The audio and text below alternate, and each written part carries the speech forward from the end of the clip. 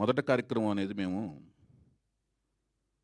మా నందమూరి విశ్వవిఖ్యాత నటసార్వభౌమ నటరత్న పద్మశ్రీ నందమూరి తారక రామారావు గారి నటవారసులైన నటసింహం నందమూరి బాలకృష్ణ గారి జన్మదినం రోజున చేసుకోవడం జరిగింది.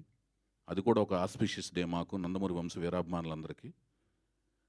అలాగే ఈ కార్యక్రమం కూడా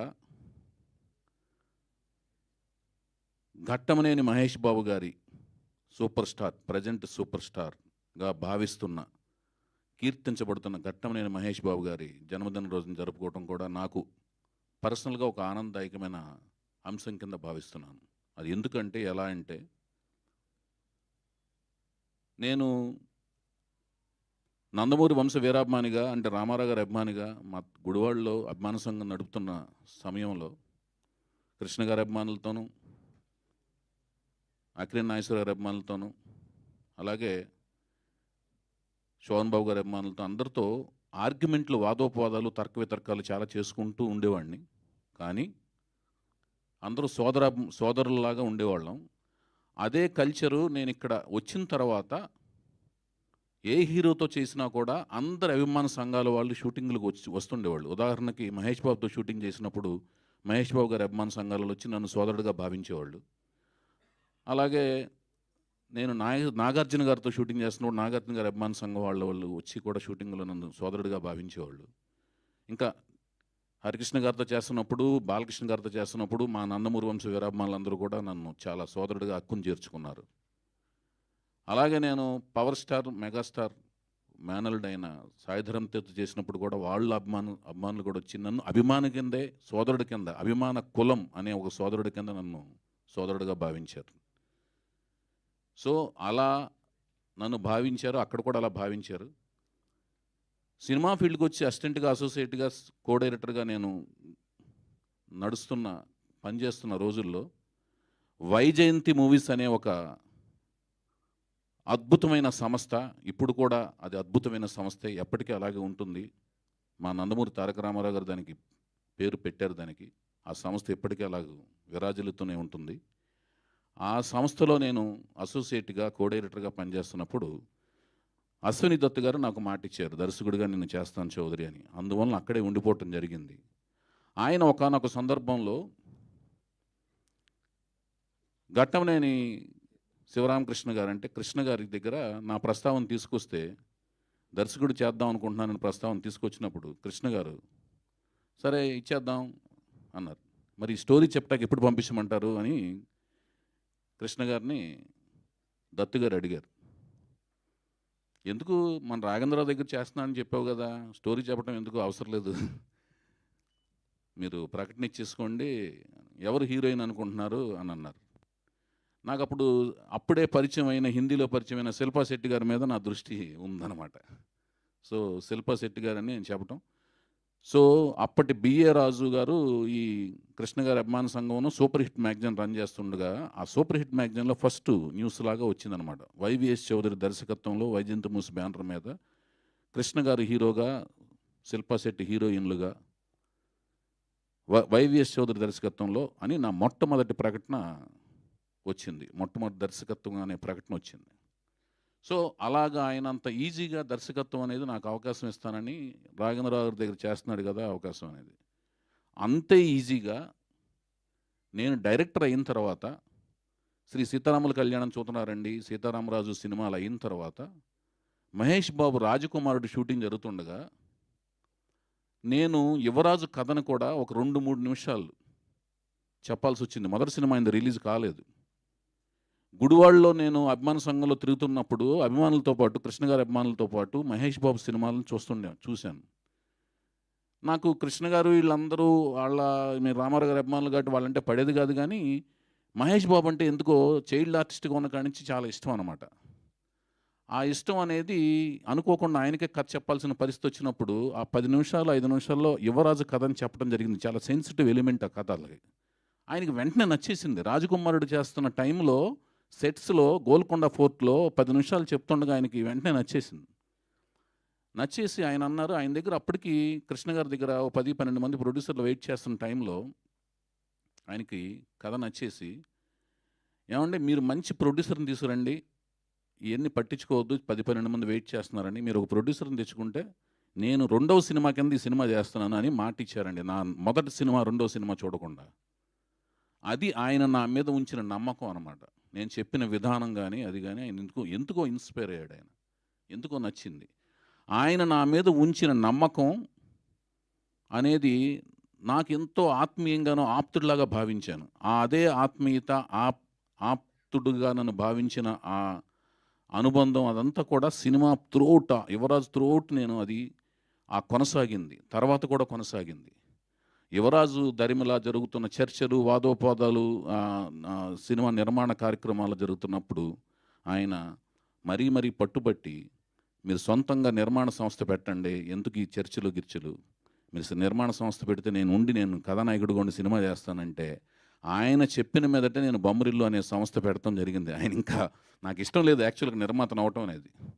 ఆయన 2, 3 సార్లు పోరిన తర్వాత నేనెళ్ళి బలవంతంగా, ఎందుకంటే అతి కఠినమైన చర్య అనమాట నిర్మాత అవ్వటం అనేది. ఎళ్ళి నిర్మాతగా అవ్వటం జరిగింది. బొమ్మరిల్లు అనే సంస్థ. బొమ్మలు తయారు చేసే ఇల్లు బొమ్మరిల్లు. బొమ్మ అంటే సామాన్య మానవుడి భాషలో ఎన్టీఓడు బొమ్మ చూశాను, ఏఎన్ఆర్ బొమ్మ చూశాను అనేవాళ్ళు ఒకప్పటి రోజుల్లో. అందుకని బొమ్మలు తయారు చేసే ఇల్లు బొమ్మరిల్లు అనే ఒక అర్థవంతమైన పేరుతో బొమ్మరిల్లు అనే నిర్మాణ సంస్థని స్థాపించడం జరిగింది. తర్వాత మహేష్ బాబు గారి సినిమాలు ఆయన చాలా బిజీగా ఉన్న టైంలో నేను లాహిర్ చిత్రంతో ప్రారంభించిన వెంటనే, సినిమా రిలీజ్ అయిన వెంటనే ప్లాటినం డిస్క్ ఫంక్షన్ చేసి సినిమాని ఒక ప్రచారాన్ని ఊపందించుకునే కార్యక్రమం చేయాల్సి వచ్చినప్పుడు ఆయనే స్వచ్ఛందంగా వచ్చి జెమినీ టీవీకి ఫోన్ చేసి డెకరేషన్ అది చేయించి ప్లాటినం డిస్క్ ఫంక్షన్కి ఆయనే స్వయంగా వచ్చి 2 గంటల కార్యక్రమం చేసి నాకు వెన్నింటి ఉన్నారన్నమాట ఆయన. ఒక ఆప్తుడిలాగా, ఒక ఆత్మీయుడిలాగా. సో అదంతా నేను వైవిఎస్ చౌదరి అంటే స్నేహం, నమ్మకానికి ప్రతిఫలం, కృతజ్ఞత చూపించుకునే విధానం అన్నమాట. నాలో నటన ఉండదు, యాక్టింగ్ ఉండదు, అనుబంధాలు తెంచుకునే ఒక తత్వం ఉండదన్నమాట. సో అది ఆ రుణాన్ని తీర్చుకుందాం ఉద్దేశంతో ఆ సినిమా 100 డేస్ ఫంక్షన్ అప్పుడు సేమ్ ఇదే రోజున 2002 ఆగస్టు 9న నేను ప్రకటన ఇచ్చిన మేరకు, రిలీజ్ రోజున ఇచ్చిన ప్రకటన ఇచ్చిన మేరకు ఆగస్టు 9న గుడివాడలో ఎన్టీఆర్ స్టేడియంలో ఇదే మహేష్ బాబు బర్త్డే రోజు అనుకోకుండా వచ్చిన రోజున 2వ వారంలో జరపబడతాయని స్టేట్మెంట్ ఇచ్చిన ప్రకారం ఆగస్టు 9నే నేను చేశాను.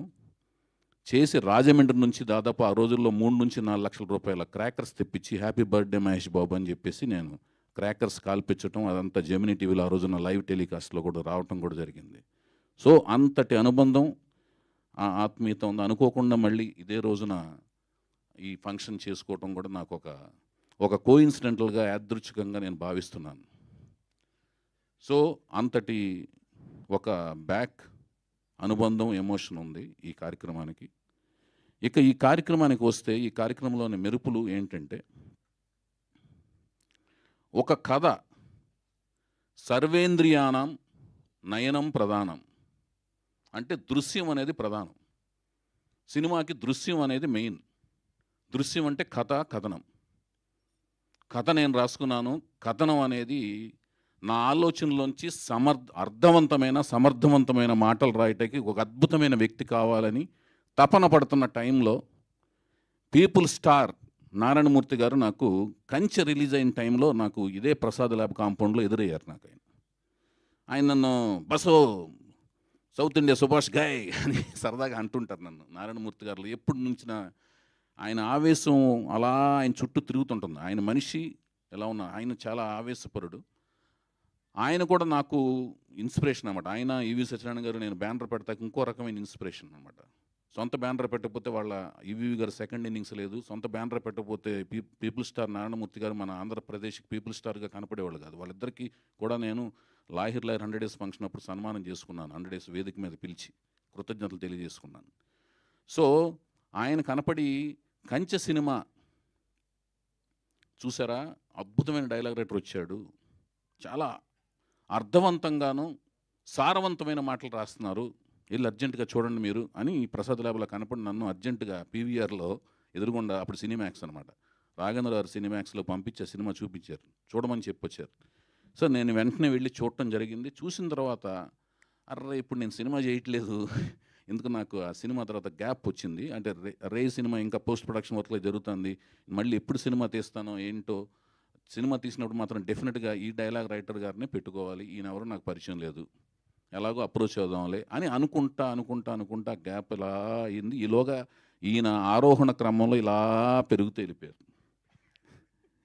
వెళ్ళిపోయి పెద్ద పెద్ద సినిమాలు, ప్రతిభావంతమైన డైలాగ్సు, సారవంతమైన డైలాగ్సు, తెలుగు భాషకి గుర్తుకు తెచ్చే ఒక చిన్న డైలాగులో ఒక సీనును, ఒక సినిమా యొక్క సారాంశాన్ని తెలియజెబుతూ మన ఆలోచింపజేసే డైలాగులు రాస్తూ, సంభాషణలు రాస్తూ ఇంటికి వెళ్ళినా కూడా, అంటే మహానటి ఇంటర్వెల్ సీన్ అయితే అసలు ఎంత, అసలు ఒకటి కాదు, అంటే ఒకటి గురించి చెప్తే మిగతా దాన్ని మనం అనాథలుగా వదిలేసినట్టు. ఒక తల్లికి ఒక బిడ్డ గురించి పొగిడితే మిగతా బిడ్డలు ఏంటి అని బిడ్డలు ఫీల్ అవుతారని తల్లి చెప్పకుండా అందరూ నాకు సమానమే అంటారు చూడండి. అట్లాగూ అన్ని సినిమాలకి న్యాయం చేశారు. సినిమాలు ఇప్పుడు కథానాయకుడు మహానాయకుడు సినిమాలు ఉన్నాయి, అందులో అన్ని డైలాగ్స్ అద్భుతంగా రాశారు. సో అట్లాంటి ఈయనతో ఎప్పుడు పని చేయాలి అని అనుకుంటున్న టైంలో నాకు ఇంతకుముందు డైలాగ్స్ రాసిన వాళ్ళు కూడా అద్భుతంగా రాశారు. వాళ్ళని ఎంతో కష్టపెట్టాను, వాళ్ళు కష్టపడ్డారు.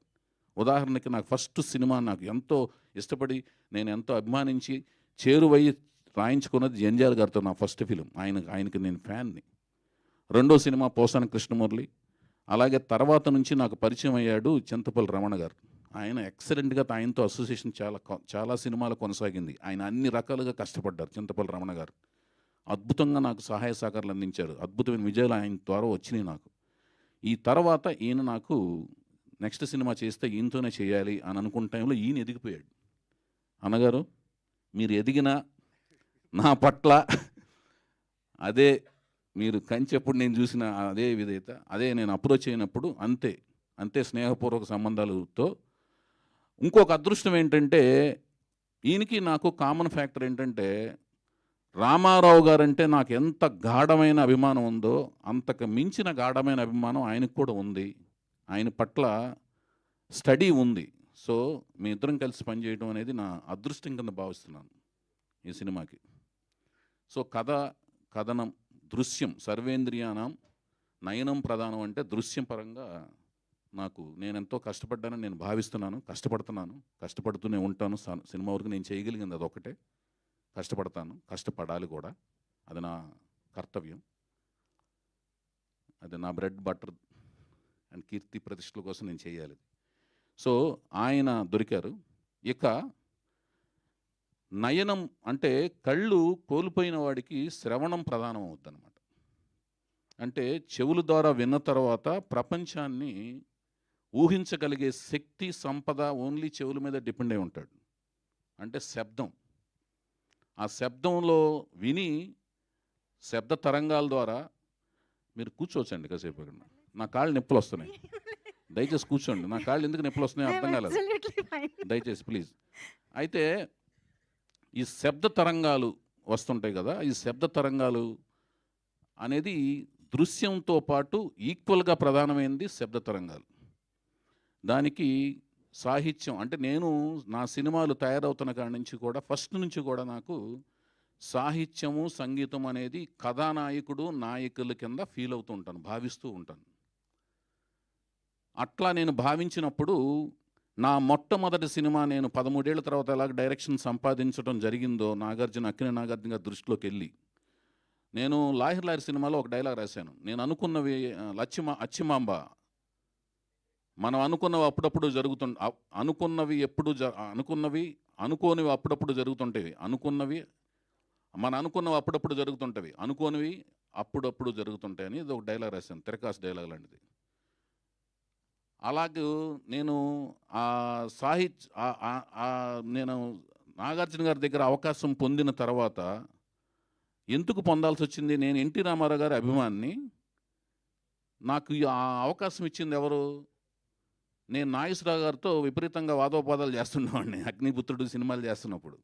నాగార్జున గారికి కూడా తెలిసిన నా రామారావు గారి అభిమాని అని. అయినా మానవతా దృక్పథంతో వాళ్ళకి తెలిసినా, నేను రామారావు గారి అభిమాని అని తెలిసినా కూడా వాళ్ళు వచ్చి నాకు నా యొక్క కష్టపడే తత్వాన్ని గమనించి, నాగేశ్వరరావుకి తెలిసిన, నాగార్జున గారికి తెలిసినా నాకు అవకాశం ఇచ్చారు. అలాంటి నాగార్జున గారు అవకాశం ఇచ్చినప్పుడు ఆయనతో నేను ఆర్గ్యుమెంట్లు, వాదోపాదాలు చేసి, కీరవాణి గారే నా మ్యూజిక్ డైరెక్టర్గా ఉండాలి అని నేను ఆయనతో కన్విన్స్ చేసి చేయాల్సొచ్చింది. ఆ సిట్యుయేషన్ అదంతా చేసి కన్విన్స్ చేసి. ఎందుకంటే అంతకుముందు వాళ్ళు సందీప్ చౌతా గారితో సినిమా చేశారు 'నిన్నే పెళ్లాడతా'. ఆ సందర్భంగా తనతో ట్రావెల్ అయ్యే ఒక మూడ్‌లో ఉన్నప్పుడు నాకు కీరవాణి గారు కావాలని నేను పట్టుపట్టే ప్రాసెస్‌లో నేను కీరవాణి గారితో వెళ్ళింది. కీరవాణి గారితో అన్నప్పుడు కీరవాణి గారంటే ఏంటి? మన తెలుగు మనం ఏంటంటేనండి, మన ముందు ఉన్నవాళ్ళు మహానుభావులైన సామాన్య మానవులుగానే కనపడుతుంటారు. దూరంగా ఉన్నప్పుడు సామాన్య మానవులు కనపడుతుంటారు. దగ్గరగా వెళ్ళి వాళ్ళతో మాట్లాడినప్పుడు సామాన్యంగానే ఉన్నారు కదా అనిపిస్తుంటుంది. అదే వేరే దేశస్థులైతేనేమో మహానుభావులు కనపడుతుంటారు. అసలు వేరే కాలమానవుల పరిస్థితులు ఉన్నప్పుడేమో మహాపురుషులు, యుగపురుషుల్లా కనపడుతుంటారు. అలాంటి యుగపురుషుడే కీరవాణి గారు. ఆయన మన కాలమాన పరిస్థితుల్లో కాకుండా వేరే కాలమాన పరిస్థితుల్లో పుడితే ఆయన్ని మన యుగపురుషుడి కింద భావించేవాళ్ళం. ఎందుకంటే ఆయన చేస్తున్న క్రాఫ్ట్లో ఎంత నైపుణ్యం ఉండాలో, అంటే ఒక సంగీత దర్శకుడికి తన భాష పట్ల, తను నేర్చుకున్న సంగీతంలోని సరిగమల పట్ల, భాష పట్ల పట్టుండాలి, సరిగమల పట్ల క్లియర్గా ప్రావీణ్యం ఉండాలి, అన్ని రకాల సంగీతంలోని విన్యాసాల పట్ల క్లియర్గా పట్టుండాలి. వాటిల్లోని ఇంతకుముందు ఉన్న పండితులు ఏమేమి ప్రయోగాలు చేశారు, వాళ్ళ యొక్క గొప్పగా ఉన్న పాటలు ఏమేమి పాటలన్నీ, ఎలాంటి పాటల్లో వాళ్ళు ప్రావీణ్యం చేశారు, ఎలాంటి ప్రయోగాలు చేశారు వాటి మీద క్లియర్గా ఒక థీసిస్ ఉండాలి వాళ్ళ దగ్గర, సంగీత దర్శకుల దగ్గర, సంగీత దర్శకుడు అవుదాం అనుకునే వాళ్ళ దగ్గర. అవన్నీ ఉన్నాయి. అన్ని రకాల సంగీత దర్శకుల యొక్క ఆటుపోట్లు, వాళ్ళ యొక్క పట్లు అన్నీ కూడా కీరవాణి గారి మస్తిష్కంలో ఇక్కడ ఉంటాయి. అలాంటి సంగీత దర్శకులు మన కళ్ళ ముందు అసలు అతి తక్కువ కాదు, లేరనే చెప్పాలి. అందులో అందుకునే ఆయన యుగపురుషుడు లాంటి మనిషి అని చెప్తున్నాను. మన కళ్ళ ముందు ఉన్నాడు కాబట్టి మనకి సామాన్యుల్లాగానో లేకపోతే ఒక మహానుభావులాగానో కనపడుతున్నాడు. అలాంటి యుగపురుషుడితో నా జీవితంలోని మొట్టమొదటి సినిమా ప్రయాణించడం అనేది నాకు ఒక కలిగిన మహాద్భుతం కింద భావిస్తున్నాను. ఆస్కార్ అవార్డు రావటం అనేది ప్రామాణికాలు. ఇవన్నీ మనం సంపాదించుకోగలగటం, అది వాళ్ళు ఇవ్వగలగటం, ఆ కృషికి మనం రీచ్ అయిన దానికి మనం రావటం అనేది గొప్ప విషయం కింద, అది చాలా గొప్ప విషయం. ఎంతో కృషి ఉంటేనే అది ఎలాంటివి రాగలుగుతాయి. ఆస్కార్ అవార్డులు లాంటివి రాగలుగుతాయి. అది గొప్ప విషయం. కానీ ఆయన కీరవాణి గారు చక్రవర్తి గారి దగ్గర పనిచేస్తున్నప్పటి నుంచి నాకు తెలుసు. వేటూరు గారి దగ్గరికి మ్యూజిక్ డైరెక్టర్ కాకముందు వేటూరు గారి దగ్గరికి వచ్చినప్పటి నుంచి ఆయనతో సాన్నిహిత్యం నాకుంది. ఆయన మ్యూజిక్ డైరెక్టర్ అయినప్పుడు కూడా నన్ను నన్ను మా ఇంటికాడ దింపి వెళ్ళటం కూడా నాకు గుర్తుంది. నన్ను ఒక రాఘవేంద్రరావు దగ్గర అసిస్టెంట్ కింద చూస్తూ కూడా, ఆయన దర్శకుడే చీఫ్ టెక్నీషియన్ అయినా కూడా నన్ను అసిస్టెంట్ డైరెక్టర్గా దింపడం గుర్తు తెలుసు. ఇదంతా ఎందుకు చెప్తున్నానంటే, అంతటి మహానుభావుడు నా మొట్టమొదటి సినిమాకి చేస్తూ ఇప్పటిదాకా నాకు ఆయన ఇచ్చినవి ఏంటంటే మీరు చూసిన సాంగ్స్, కానీ నేపథ్య సంగీతంలో ఇచ్చారు. హే తరరరారా అని ఒక లవబుల్ థీమ్ ఇచ్చారు సీతారామరాజులో. తరరరరారా అని ఒక థీమ్ ఇచ్చారు సీతారాముల కళ్యాణంలో. అలాగే ధీనాది దిత్తం ధీనాది దిత్తం ధీనాది దిత్తాం తాం హే హే అని మేల్ ఫీమేల్ కోరస్లతో కలిపిన ఒక రికార్డింగ్. సినిమా ఇండస్ట్రీ అంతా కూడా ట్రంపెట్లు, వైలెన్స్లు, బ్యాంగ్స్తో వెళ్తున్న టైంలో అటు కాదు రికార్డింగ్, ఇటు ఒకటి ఉంది అని ఒక కొత్త రికార్డింగ్ స్టార్ట్ చేసిన సినిమా సీతారామరాజు. ఆ సీతారామరాజులో మేల్ ఫీమేల్ కోరస్లతో స్టార్ట్ చేసి, దానికి తదనంతరం సీతయ్య సినిమాలో, లాహిర్ సినిమాలో దే దబదే అనే ఒక రికార్డ్. ఇవన్నీ నాకు ఆయన ఇచ్చిన అస్త్రాలు. ఆ అస్త్రాలతో నన్ను ఎదిగించి ఆయన నాకు ఒక దారి దిక్సూచి కలిగించారు. అలాంటి మహానుభావుడితో మళ్ళీ ఆనాటి హృదయాల ఆనంద గీతం ఇదేలే అన్నట్టుగా అన్నదమ్ముల అనుబంధంలాగా ఆయన కుటుంబ సభ్యుల్లో ఒక సభ్యుడిగా నేను ఎప్పుడు భావిస్తూ ఉంటాను. నన్ను కూడా ఆయన కుటుంబ సభ్యుల్లో ఒక సభ్యుడిగా భావిస్తుంటారు. అలాంటి మహానుభావుడు నన్ను మళ్ళీ నేను కొంత గ్యాప్ తర్వాత ఆయన అప్రోచ్ అయినప్పుడు అంతే ఆత్మీయంగా, అంతే అనుబంధంగా నన్ను చేరదీసుకుని ఈ సినిమా చేస్తానని ఒప్పుకోవటం, ఈ స్క్రిప్ట్ని ఆయన పరిశీలించి మొత్తం స్టడీ చేసి దీన్ని చక్కగా ఆయన యొక్క సలహాలు సూచనలు ఇస్తానని, తర్వాత చక్కగా దీని పని పడదాం అని సలహా సూచనలతో ముందుకు వెళదామని ఆయన చెప్పటం అంతా కూడా నాకు ఒక పెద్ద అన్నయ్యలాగా అని అనిపించింది. ఒక ఆత్మీయుడిలాగా, కుటుంబ సభ్యులుగా నన్ను తీసుకోవడం అనేది నాకు చాలా ఆనందం కలిగింది. కీరవాణి గారు, దీనికి సభాముఖంగా ఈ కార్యక్రమం సందర్భంగా మీకు ధన్యవాదాలు తెలియజేసుకుంటున్నాను సార్. శతకోటి వందనాలు తెలియజేసుకుంటున్నాను. ఇంకా చాలా చెప్పాల్సింది ఉంది మీ గురించి, అది తర్వాత మనం బోల్డ్ సభల్లో చెప్పుకుంటాను. ప్రత్యేకించి ఒక కార్యక్రమే చేస్తాను దాని గురించి. అది తర్వాత చంద్రబోస్ గారి గురించి కూడా ఇంతేనండి. సాహిత్య చిచ్చర పిడుగు. సాహిత్య చిచ్చర పిడుగు అంటేనండి అది చాలా చిన్న మాట అండి.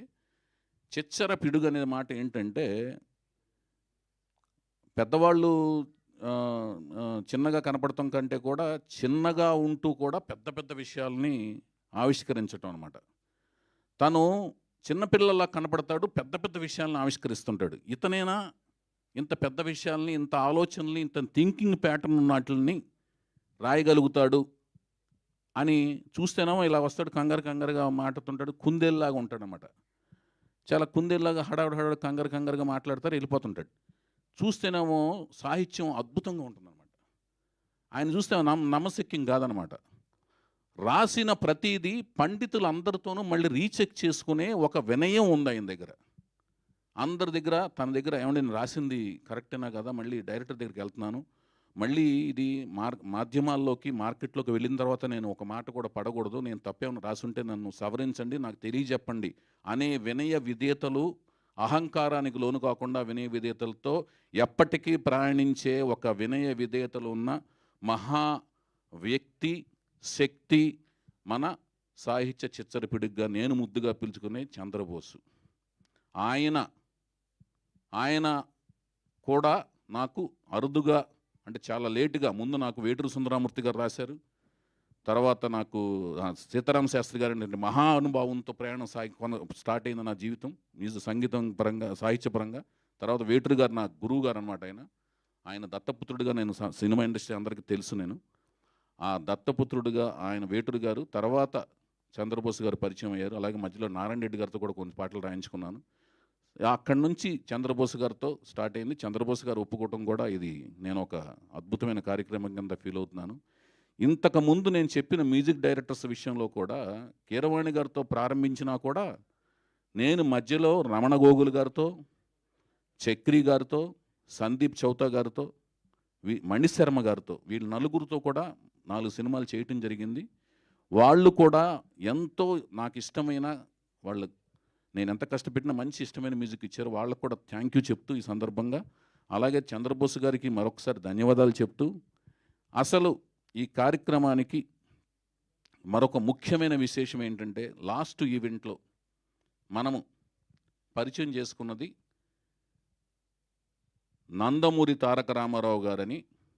రామారావు గారి విశ్వవిఖ్యాత నటసార్వభౌమ నందమూరి తారక రామారావు గారి 4వ జనరేషన్, అంటే 4వ జనరేషన్. మొదటి జనరేషన్ రామారావు గారు, నెక్స్ట్ వారసులు బాలకృష్ణ గారు అన్నయ్య గారితో పనిచేశాను. హరికృష్ణ గారి కొడుకు జానకిరామ్ గారు బిడ్డ నందమూరి తారక రామారావు గారి పేరు, ఆయనే మా సినిమా కథానాయకుడు. ఆయన పేరుని పరిచయం చేశాను, ఆయన కథానాయకుడు. ఇప్పుడు కథానాయిక ఎవరు?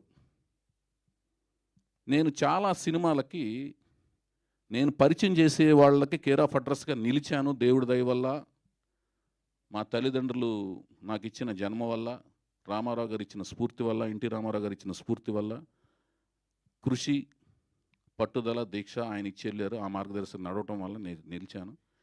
సో చాలామంది అమ్మాయిలను పరిచయం చేశాను. వాళ్ళందరినీ బాంబే నుంచి తీసుకురావటం జరిగింది. ఎప్పటి నుంచో నా మనసులో జయప్రద గారు, జయసుధ గారు, శ్రీదేవి గారు, విజయశాంతి గారు, ఇలా చాలామంది మన తెలుగు ఇండస్ట్రీ నుంచి చాలామంది, ఇప్పుడు వాణిశ్రీ గారు, ఎంత అద్భుతమైన నటి వాణిశ్రీ గారు, ఇలా ఎంతోమంది మన తెలుగు ఇండస్ట్రీ నుంచి తెలుగు వాళ్ళు వచ్చారు కదా. మన తెలుగు వాళ్ళని మనం పరిచయం చేయలేమా అని ఒక ఆలోచన.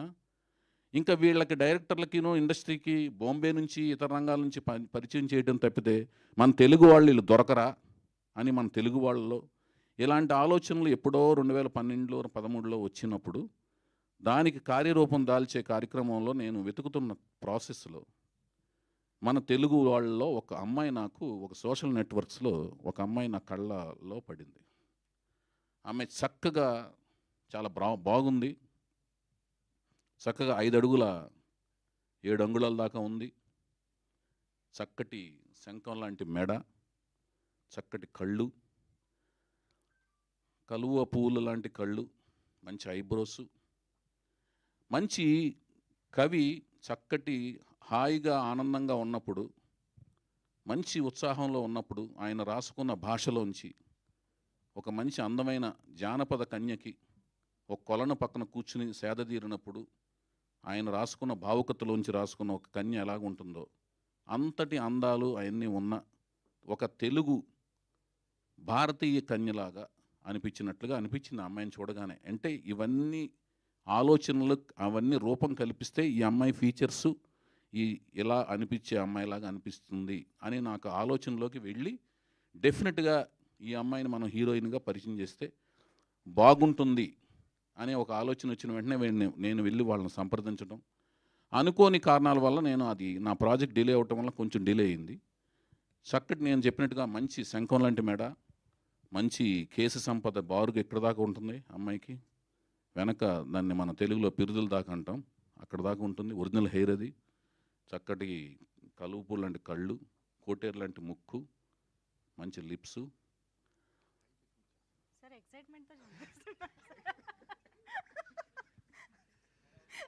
సో హైప్ ఎక్కువ ఇచ్చేస్తున్నారు. సరేనండి, అంత ఇస్తే కానీ అంటే దానివలన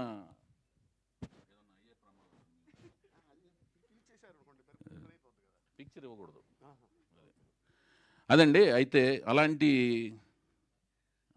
సార్ అన్నగారు దయచేసి please.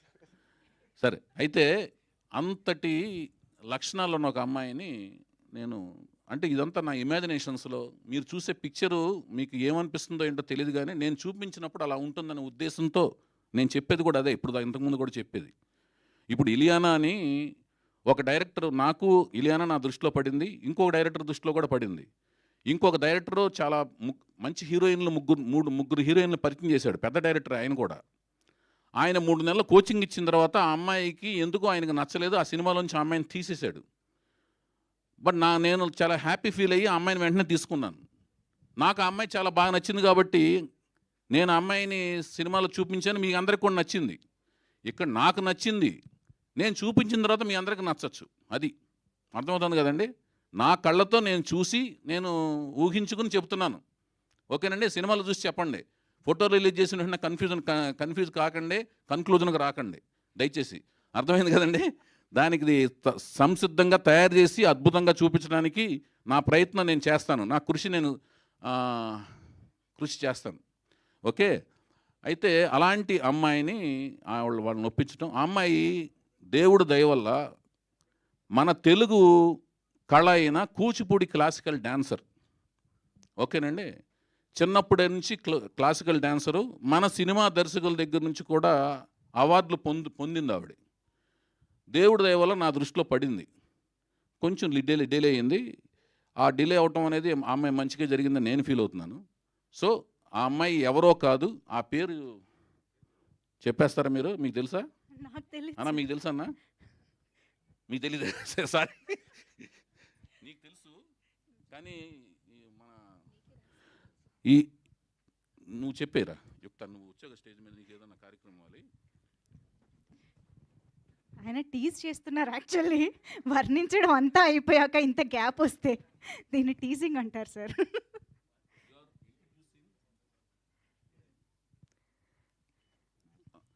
3, 2, 1. I wish you all good luck.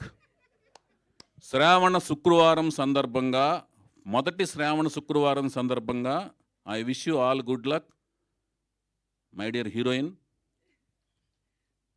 And Telugu హీరోయిన్గా పరిచయం చేయబోతున్నాను. I wish you all good luck. నీకంతా మంచి జరగాలి, శుభం జరగాలి. ఇక్కడ మహా పండితుడు ఉన్నాడు, మీరు కూడా గుడ్ లక్ చెప్పండి అన్న. Good luck. 3, 2, 1. All the very best. All the very, very best. 2. పేరు చెప్పమంట. నువ్వు కౌంట్ డౌన్. మీరు కౌంట్ డౌన్ చేయండి, మీ దయతో నేను చెప్తా పేరు. ఓకే, పట్టుకున్నా గట్టిగానే. ఓకే, మీరందరూ కౌంట్ డౌన్ చేస్తే నేను పేరు చెప్తాను. 3, 2, 1 అయిపోయింది కౌంట్ డౌన్. అంత తొందరగానా? మేము అంత ఆత్రంగా ఉన్నాం యాక్చువల్లీ. యా, ఓకే అండి. హీరోయిన్ పేరు వీణా రావ్. ఓకే. ఈవిడి యలమంచిలి యుక్త అండి. ఈవిడి నా పెద్ద కూతురు. తను డిగ్రీ సెకండ్ ఇయర్ మొన్నే ఫినిష్ చేసి సమ్మర్ హాలిడేస్కి వచ్చింది. అమెరికాలో చదువుతుంది. దేవదాస్ సినిమా సందర్భంగా అమెరికాలో హ్యూస్టన్లో పుట్టింది. నాకు రెండో పాప కూడా ఉంది. ఆవిడ యలమంచిలి ఏక్త. ఆవిడ రే సినిమా సందర్భంగా అమెరికాలో పుట్టింది.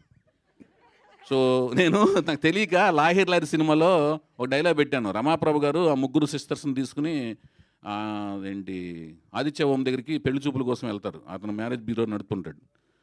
ఈ అమ్మాయి ఎప్పుడు పుట్టిందంటే అడిరాముడు అప్పుడు. ఈ అమ్మాయి ఎవరికి పుట్టిందంటే వేటగాడు అప్పుడు అంటుంది. మీ ఆయనకి పుట్టలేదా అంటే కంటి పుసులతో చంపేస్తా అంటే అడిగినావుడికి పుట్టింది, వేటగాడికి పుట్టిందంటే వాళ్ళకి సినిమా పేర్లు చెప్తుంటారు. అట్లాగూ దేవదాసుకు పుట్టింది ఈవిడి, ఆవిడ రై పుట్టిందన్నట్టుగా అట్లాగనమాట. జోక్గా ఆ టైం అది అమెరికా వెళ్ళినప్పుడు పుట్టారు. అది అయిపోయింది. ఇప్పుడు మనం we wish you all good luck. ఈరోజు వీణ అది సందర్భంగా ఇంకొకటి ఏంటంటే, ఇంకా అతిరథ మహారాజులు అందరూ ఉన్నారు. వంశీ గారు అయిపోవచ్చింది, మీరు కంగారు పడకండి. మనం కూడా ఇంతకుముందు కొంచెం లేట్ అయిందన్నా, నాకు క్షమించన్నా. My dear Vamsi, you are sweetest, you are like sugar. Shekhar ఏమో హార్టెస్ట్, హీజ్ లైక్ కారం. మంచి కాంబినేషన్ మీ ఇద్దరు. గుంటూరు కారం అంట మా అమ్మాయి అందిస్తుంది. సరే, ఓకే, ఒక 10 నిమిషాలు ఓపిక పట్టిండి ప్లీజ్. దయచేసి అర్థం చేసుకోండి. హరీష్ బాయ్ నెక్స్ట్ ప్రోగ్రామ్ పిఆర్ఓ అయిన దయచేసి అయిపోయిందండి. ఓకే, అయితే ఇప్పుడు నెక్స్ట్ ఏంటంటే మనకి ఇదండి ఆ వీణారావు, ఆవిడ హీరోయిన్. సో ఆవిడ ఇంట్రడ్యూస్ చేస్తున్నాం. నందమూరి తారక రామారావు గారు హీరో, వీణారావు గారు హీరోయిన్గా new talent roar set NTR at అనే బ్యానర్ పేరు మీద ప్రొడక్షన్ నెంబర్ 1, కథా స్క్రీన్ప్లే దర్శకత్వం నేను, నిర్మాత గారు యలమంచిలి గీత, మాటలు సాయిమాధవ్ బుర్రా గారు, సంగీతం ఎంఎం కీరవాణి గారు, సాహిత్యం చంద్రబోస్ గారు రాస్తున్నారు. మిగతా వాళ్ళందరూ కూడా కొంతమంది అతిరథ మహారాజులు ఇంకెంతోమంది ఉంటారు. మిగతా వాళ్ళందరూ కూడా చాలామంది తెలుగు వాళ్ళని, కొత్త టాలెంట్ని, టెక్నీషియన్ని, ఆర్టిస్టులను కూడా మన తెలుగు వాళ్ళని సెలెక్ట్ చేసుకోవడం జరుగుతుంది. వాళ్ళకి మా నెక్స్ట్ అనౌన్స్మెంట్లో మా ఒక care of address, Instagram account అన్నీ ఇస్తాము. దానికి మేము చెప్పిన ప్రామాణికాలకి పరంగా మీరు దానికి వీడియోలు, మీ టాలెంట్లన్నీ పంపిస్తుంటే దాని నుంచి మేము సెలెక్ట్ చేసుకోవడం జరుగుతుంది. కొత్త టాలెంట్ని ఎంకరేజ్ చేస్తాం. న్యూ టాలెంట్ గర్జిస్తుంది ఇక్కడ అనే దాంట్లోంచి దానికి అనుగుణంగానే కొత్త టాలెంట్ని కూడా తీసుకుంటాం. చాలామందిని, కొంతమంది అతిరథ మహారథులు, కొంతమంది కొత్త టాలెంట్తో కలిసి మేము ఈ ప్రాజెక్ట్ ముందుకు వెళ్తుంటుంది. అది తర్వాత మహేష్ బాబు బర్త్డే సందర్భంగా లాస్ట్ జూన్ 10న బాలకృష్ణ గారి బర్త్డే సందర్భంగా ఆయన కేక్ కట్ చేసాం. ఇప్పుడు మహేష్ బాబు బర్త్డే సందర్భంగా ఆ కేక్ను కట్ చేసి ఇది బిఏ రాజు గారు, మహేష్ బాబు కృష్ణ గారి అభిమాని అయిన బిఏ రాజు గారి కొడుకు బాబు శివరామ ఆ కేక్ కట్ చేసేసి ఆయన మహేష్ బాబు బర్త్డేని సెలబ్రేట్ చేసుకోవడం జరుగుద్ది. దాని తర్వాత Q&A అండి. వెంటనే ఫాస్ట్గా ముగిస్తాను. దయచేసి అందరూ కోఆపరేట్ చేయండి. దయచేసి థ్యాంక్ యూ. సాయిమాధవ్ బుర్రా గారు మాట్లాడతారు.